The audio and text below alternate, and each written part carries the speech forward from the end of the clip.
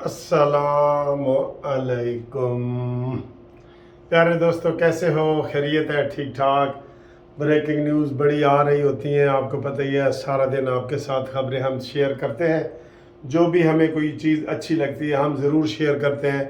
फिर आप कमेंट्स करते हैं तो हमें पता लग जाता है कि ये बात ठीक है, गलत है, क्या है, ठीक है। लेकिन हमने अपना कानूनी तबसरा करना होता है।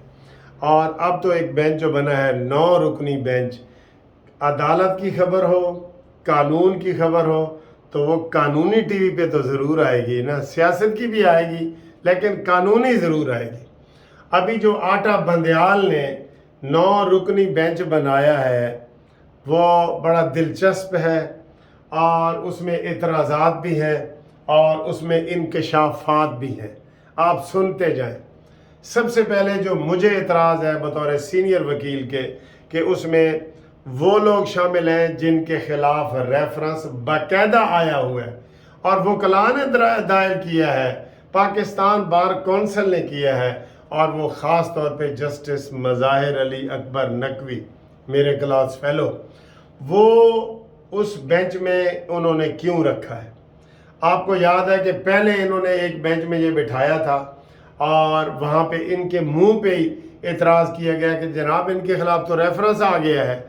तो अता बंदयाल ने कहा था कि मैं ये किसी को मैसेज देना चाहता हूँ, इसलिए मैंने इनको अपने साथ रखा है।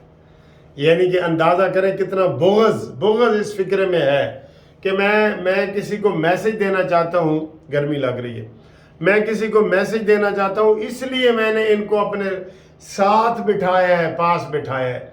तो सबसे बड़ी तो गलती ये है कि इस बेंच में मज़ाहिर अली अकबर नकवी साहब को नहीं होना चाहिए, क्योंकि उनके खिलाफ वकला की बड़ी बॉडी ने, प्राइवेट लोगों ने ये सारा किया है। लेकिन सर जी, ये जो चीफ जस्टिस है ना, ये जंगल के बादशाह हैं।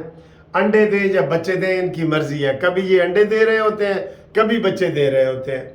ऑडियो लीक्स वाली जो टेप है जिसमें मज़ाहिर अली अकबर नकवी भी है और जिसमें इस अता बंदयाल की सास का जिक्र है, वो इसने स्टे किए हुए हैं। फिर जनाब एक जो प्रैक्टिस एंड प्रोसीजर एक्ट बना था जिसमें उन्होंने कहा था कि कोई बेंच 3 जजों की मुशावरत के बगैर ना बने, उसको उन्होंने स्टे किया हुआ है। और ये दिलचस्प आपको हम बता दें कि जब से ये स्टे इन्होंने अता बंदयाल ने किया है कि जनाब हम कहते हैं कि पार्लियामेंट सुपर है, हम यही कहते हैं ना, पार्लियामेंट सुपर है, लेकिन अता बंदयाल साहब ने उसको स्टे दे दिया है और पार्लियामेंट को नीचे कर दिया है और बेंच पे बेंच बनाई जा रहे हैं खुद अपनी मर्जी के। लेकिन उस वक़्त से लेके अब तक काजी फायज ईसा किसी बेंच का हिस्सा नहीं बने। इसलिए सुबह कभी उम्मीद है कि काजी फायज ईसा इस बेंच का हिस्सा नहीं बनेंगे। अच्छा, ये और दूसरी मेलफ आईडी क्या है, मैं आपको मजे की बात बताऊं। मेलफ आईडी क्या है? क्यों काजी फायज ईसा को अता बंदयाल ने पहली दफा अपनी चीफ जस्टिस की जिंदगी में पहली दफा काजी फायज ईसा को अपने साथ बेंच में रखा है? क्यों कि काजी फायज ईसा ने पहले मिलिट्री कोर्ट्स के खिलाफ फैसले दे चुके हैं, वो दे चुके हैं। और इसी तरीके से तारिक मसूद साहब का भी है, वो भी मिलिट्री कोर्ट्स के खिलाफ फैसले दे चुके हैं।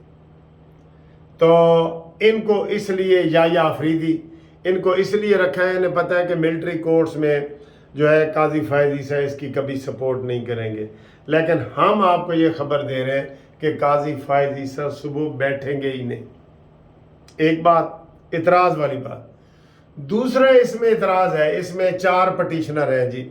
इमरान खान है, करामत साहब हैं, कोई एतजाज़ आसन साहब है, जवाद एस ख्वाजा साहब है, सबका चीफ जस्टिस। एतजाज़ आसन इसमें पटिशनर हैं। क्या पटिशनर चीफ जस्टिस को मिल के बेंच की रिक्वेस्ट कर सकते हैं? बिल्कुल नहीं, बिल्कुल नहीं। बिल्कुल ऐसे यू टर्न है जैसे मैंने आपको लेके दिखाया। कभी कोई पटिशनर, कोई हो पटिशनर, वो चीफ जस्टिस को नहीं मिल सकता। लेकिन इसमें पटिशनर भी मिला है और उनका वकील खोसा साहब भी मिले हैं اور میں آپ کو یہ 200% کہہ رہا ہوں کہ یہ بینچ کھوسا صاحب کی فرمائش پہ بنایا گیا ہے۔ میں نے جو انٹرویو لیا تھا کھوسا صاحب کا، اس میں انہوں نے کہا تھا کہ ہم ملٹری کورٹس کو چیلنج کر رہے ہیں، کیا فائز عیسیٰ اس کے خلاف بیان دیں گے؟ کیا طارق مسعود اس کے خلاف بیان دیں گے؟ کیا عطر من اللہ دیں گے؟ یہ انہوں نے خود ہی پہلے ہی واضح کر دیا تھا۔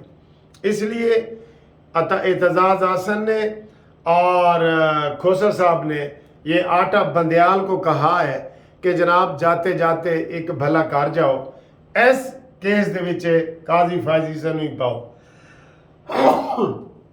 الحمدللہ، تاکہ تمہارے اوپر جو الزام ہے کہ قاضی فائز عیسیٰ کو کسی کیس میں نہیں بٹھایا، تو اس میں ان کو بٹھا بھی دو، ایک تیر سے دو شکار ہوں گے، اور قاضی فائز عیسیٰ کبھی بھی ملٹری کورٹ کے حق میں فیصلے نہیں دیں گے۔ اور بھائی ملٹری کورٹ کے حق میں کوئی بھی نہیں ہے، کوئی بھی نہیں ہے، ملٹری کورٹس کے حق میں کوئی بھی نہیں ہے۔ جن لوگوں نے کور کمانڈر ہاؤس کے اندر جا کے حملہ کیا ہے، وہ ان کا، میں کہہ رہا ہوں کہ ملٹری کورٹس میں ان کا کیس ہونا چاہیے، ساری قوم کہہ رہی ہے۔ جنہوں نے جی ایچ کیو کے گیٹ توڑے ہیں، آگ لگائی ہے، ان کا ملٹری کورٹس میں ہونا چاہیے۔ یہ کوئی ایسے تو نہیں پکڑ رہے کہ رستے میں راہ چلتے جناب منصفہ وان ہائی کورٹ میں نعرے لگا رہا تھا اور اس کو ملٹری کورٹ میں ڈالو، فوج کے خلاف ہی بے شک لگا رہا تھا تو اس کو ملٹری کورٹ، یہ نہیں ہے، یہ بات غلط ہے۔ جنہوں نے فوجی تنصیبات کے اوپر حملہ کیا تھا ان کا کیس ملٹری کورٹ میں آتا ہے، لیکن جو پرائیویٹ بندہ ہے، میں ہوں، میں فوج کے خلاف نعرے لگا رہا ہوں، میرا گھر میں لگا رہا ہوں، ہائی کورٹ میں لگا رہا ہوں، بازار میں لگا رہا ہوں، میرا ملٹری کورٹ میں نہیں آئے گا۔ لیکن جو ملٹری کورٹس کے ملٹری کے اوپر جا کے جنہوں نے حملے کیے ہیں، وہ چاہے سول ہیں یا فوجی ہیں، ان کا آئے گا، ان کا آئے گا، یہ میں آپ کو بتا رہا ہوں، ٹھیک ہے؟ تو یہ بہت بڑا فرق ہے، تھوڑا سا لوگوں کو مس گائیڈ کرتے ہیں، او جی سیولین کو پکڑ کے ڈال رہے ہیں۔ کیوں بھائی؟ سیولین کو، ایک جو لوگ مان رہے ہیں کہ ہم نے عمران خان کے کہنے پہ یہ حملہ کیا ہے، وہ سیولین کہاں کے سیولین ہیں جنہوں نے فوج کے اوپر گولی چلا دی ہے، آگ لگا دی ہے، گاڑیاں جلا دی ہیں؟ یہ کسی روح رعایت کے مصداق نہیں، بلکہ ایون ان کے والدین کہہ رہے ہیں کہ جی ہمارے بیٹے نے عمران خان کے بہکاوے میں آ کے یہ آگ لگائی ہے، ان کو معاف نہ کرو۔ آج ایک ایسے والدین بھی آئے ہیں اور کہ ان کو بالکل معاف نہ کرو۔ تو یہ صورتحال ہے۔ اس لیے یہ بینچ جو پٹیشنر کی خواہش پہ بنا ہے، یہ عطا بندیال نے غلط کیا ہے، غلط کیا ہے، غلط کیا ہے۔ وہ کیا شعر ہے، اپنے بھی خفا مجھ سے، اور وہ میں زہر ہلاہل کو کبھی کہہ نہ سکا کل، اپنے بھی خفا مجھ سے اور جو پرائے ہیں وہ بھی خفا ہے، اپنے پرائے دونوں۔ کیوں؟ کہ میں زہر ہلاہل کو کبھی کہہ نہ سکا کند، میں زہر کو میں گل کند نہیں کہہ سکتا۔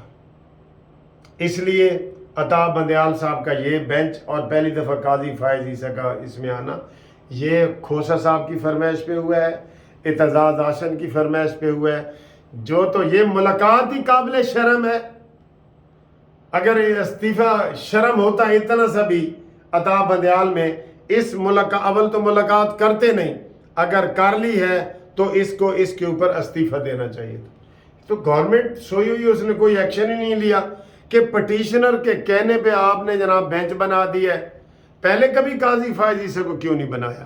اس سے پتہ ہے کہ یہ قاضی فائز عیسیٰ ایسا ہے جس نے فیض حمید کو طلب کر لیا تھا، وہ فیض آباد کے دھرنے میں، کہ ادھر آؤ، تم پیسے بانٹ رہے تھے، کس چکر میں بانٹ رہے تھے؟ وہ تو اتنا دلیر آدمی ہے، اس لیے اس کا یہ فائدہ اٹھا رہے ہیں۔ لیکن ہمارے پاس جو اطلاعات ہیں وہ یہی ہے کہ قاضی فائز عیسیٰ صاحب صبح بینچ میں نہیں بیٹھ رہے۔ طارق صاحب جو ہیں، سردار طارق صاحب، وہ بھی چھٹیوں پہ ہیں، ان کا بھی بیٹھنا مشکل ہے۔ کل 1:45 بجے اس بینچ کی سماعت ہونی ہے، تو اس کی مزید کارروائی انشاءاللہ تعالیٰ آپ کو بتائیں گے۔ بہرحال بینچ کا بننا بدنیتی پر ہے، قاضی فائز عیسیٰ کو اس میں رکھنا بدنیتی پر ہے، آڈیو لیکس کا سٹے کرنا بدنیتی پر مبنی ہے، اور پریکٹس اینڈ پروسیجر ایکٹ کا سٹے کرنا بدنیت پر مبنی ہے۔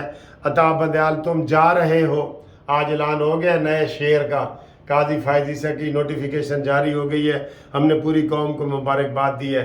اور بندیال صاحب تم جا رہے ہو، تم سیاہ دھبے اپنے اوپر لگا کے جا رہے ہو، اور یہ آخری دھبا بھی انشاءاللہ تمہاری قبر تک تمہارا پیچھا کرے گا۔